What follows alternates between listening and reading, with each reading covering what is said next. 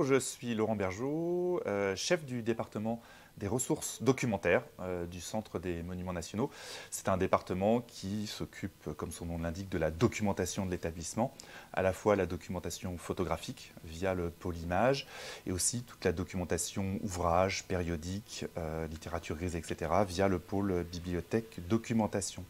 En 2022, l'équipe de la bibliothèque de l'Hôtel de Sully, qui est gérée par le pôle bibliothèque documentation de mon département, a travaillé à identifier les biens culturels les plus importants conservés dans la réserve de cette bibliothèque, à la fois en iconographie et parmi les ouvrages précieux, et ce, dans le cadre d'un plan plus global, piloté par la direction de la conservation des monuments et des collections, plus précisément le service conservation-restauration, afin de déterminer quels sont les biens culturels qui doivent être évacués prioritairement en cas de sinistre et donc d'intervention de la brigade des sapeurs-pompiers de Paris. Ce travail d'identification a permis d'établir une liste des œuvres les plus importantes qui doivent donc être évacuées en cas de sinistre. Cette liste est transmise aux services généraux de l'établissement qui sont référents pour la sécurité du bâtiment de l'Hôtel de Sully et des collections qui y sont conservées.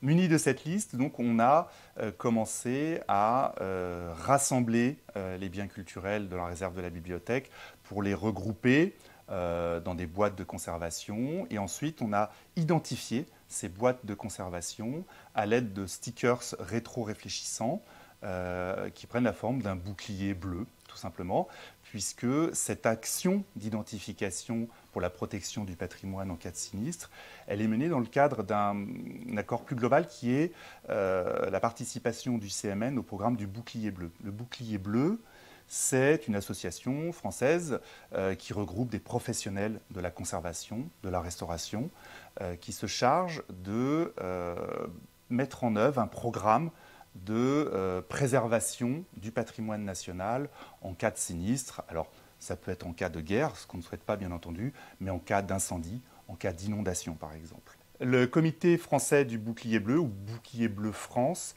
est une association qui fait donc partie d'un programme international, le Blue Shield International, et donc chaque pays a une structure nationale qui effectue ces missions d'identification des monuments et des biens culturels les plus importants à préserver pour la mémoire de l'humanité.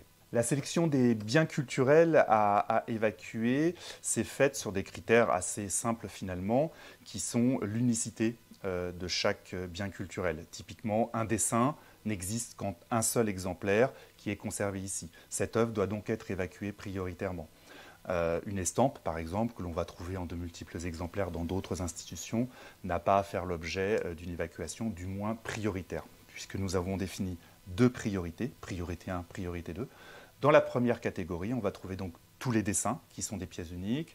On va trouver également un daguerréotype, c'est une photographie, mais c'est une photographie en un seul exemplaire. On est là en 1842, ce sont les prémices de la photographie, et donc ces œuvres sont particulièrement précieuses et donc doivent être sauvées. En priorité 2, on va trouver là aussi d'autres photographies moins précieuses, mais qui le sont malgré tout, puisque ce sont là des tirages des années 1980, dont a priori il n'existe que très peu d'exemplaires et qui sont liés à l'histoire de l'établissement. On va aussi trouver un certain nombre de livres dans cette réserve, et là on a privilégié les caractères de provenance, c'est-à-dire des provenances assez prestigieuses, telles que les frères Goncourt par exemple, pour un ensemble d'ouvrages d'architecture, le dictionnaire raisonné de Viollet-le-Duc avec une très belle reliure aux armes, etc. etc. On s'est posé la question, cette œuvre, ce document, a-t-il un caractère précieux, a-t-il un caractère unique, le trouvons-nous ailleurs dans d'autres institutions ou pas? Muni de cette grille, on a pu faire ce choix. Nous sommes arrivés à peu près à une centaine de biens culturels conservés dans la réserve, sur un ensemble à peu près de 30 000 documents dans cette réserve, essentiellement des documents iconographiques et des documents photographiques. Donc on le voit, c'est très faible. L'idée, c'est pas de tout sauver en cas de sinistre. On aimerait que les pompiers aient le temps d'évacuer l'intégralité de la réserve. On sait que malheureusement, ce ne sera probablement pas le cas. Donc voilà, on restreint aux œuvres les plus essentielles conservées dans cette réserve. Parmi les biens culturels les plus précieux conservés dans la réserve de la bibliothèque de l'Hôtel de Sully, on trouve un daguerréotype montrant le Panthéon. Alors, le daguerréotype, c'est le premier procédé photographique qui existe. Sa révélation au public date de 1839. L'État français acquiert le procédé et l'offre au monde, ce qui fait qu'il y a un développement considérable de ce procédé photographique. Néanmoins, les œuvres qui subsistent sont assez rares, notamment sur des vues d'architecture et sur les vues des grands monuments parisiens. Et nous avons eu l'opportunité d'acquérir en vente publique aux enchères l'année dernière donc, ce daguerréotype de Bisson qui montre le Panthéon. Il est daté de 1842 et c'est pour nous une image rarissime, particulièrement intéressante, puisqu'à cette époque, le Panthéon n'était pas redevenu une église, ce qu'elle deviendra sous le Second Empire, avant de redevenir un Panthéon national dédié à toutes les gloires de la France. Je vous propose maintenant de découvrir cet objet photographique particulièrement précieux.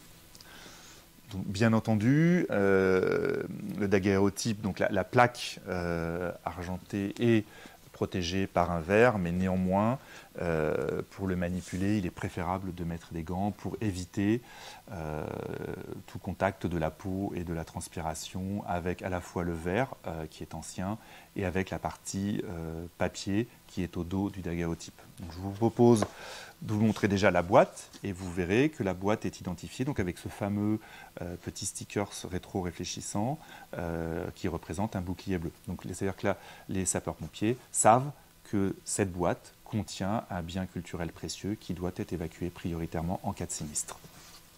Donc voilà, donc, comme vous pouvez le voir, voilà, c'est un petit objet malgré tout, mais on voit que l'image a une finesse tout à fait extraordinaire, un très grand détail, un piqué. C'est-à-dire quand on zoome, on voit mille et une petites informations.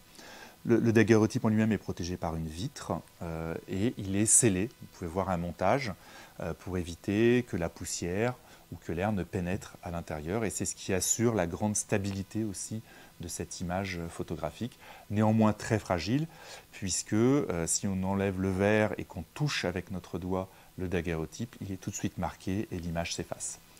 L'intérêt de cette œuvre, c'est qu'elle nous est parvenue dans un état de conservation exceptionnel.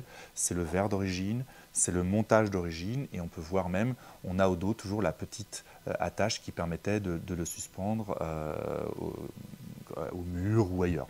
Le grand intérêt, c'est qu'on a aussi conservé l'étiquette du photographe au dos du montage. Donc c'est un ensemble tout à fait exceptionnel, à la fois par la technique, par le monument représenté, la date 1842, et par la qualité et la beauté de l'œuvre. Bien entendu, après son acquisition par le Centre des Monuments Nationaux, nous avons fait intervenir une restauratrice du patrimoine spécialisée dans la photographie afin qu'elle dépoussière l'œuvre et surtout qu'elle fasse une boîte de conservation voilà, qui permet de le conserver à l'abri de la lumière et dans des conditions tout à fait optimales.